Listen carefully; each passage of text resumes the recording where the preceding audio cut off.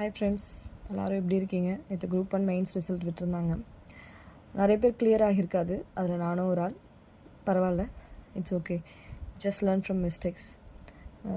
கண்டிப்பாக அடுத்து இது ஒரு ஃபெயிலியர் கிடையாது. நம்மளுடைய சக்ஸஸுக்கான ட்ராக்கில் எங்கேயோ ஒரு இடத்துல நம்ம லேக் ஆகிருக்கோம். அதோடைய வெளிப்பாடு தான் இது.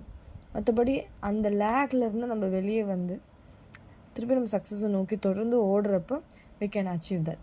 ஸோ இதுக்கு ரொம்ப தூரம்லாம் இல்லை. இன்னொரு 2-3 மந்த்ஸில் நமக்கு ப்ரிலிம்ஸ் எக்ஸாம்ஸ் வரப்போகுது. ஸோ அதுக்காக நம்ம படிக்கணும். நான் இன்றைக்கி என்ன முடிவு பண்ணியிருக்கேன் அப்படின்னா, இந்த ஒரு 3 மந்த்ராஸை ஃபாலோ பண்ணலான்னு இருக்கேன்.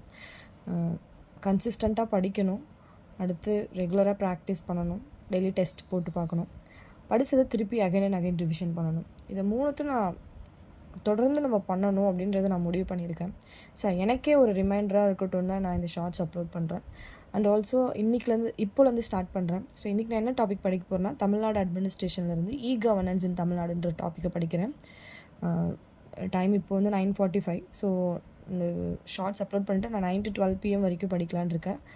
அண்ட் தென் ஒரு 10 minutes break for every 1 hour எடுத்துகிட்டு இந்த டாப்பிக்கை கம்ப்ளீட் பண்ணணும். பார்ப்போம் எந்த அளவுக்கு என்னால் முடியுதுங்கிறத. நான் இன்றைக்கி வெற்றியோட புக்கில் இருந்து படிக்கலான் இருக்கேன். யூனிட் 9 தமிழ்நாடு அட்மினிஸ்ட்ரேஷன் புக்கு நான் வாங்கியிருந்தேன். அந்த புக்கில் தான் படிக்க போகிறேன்.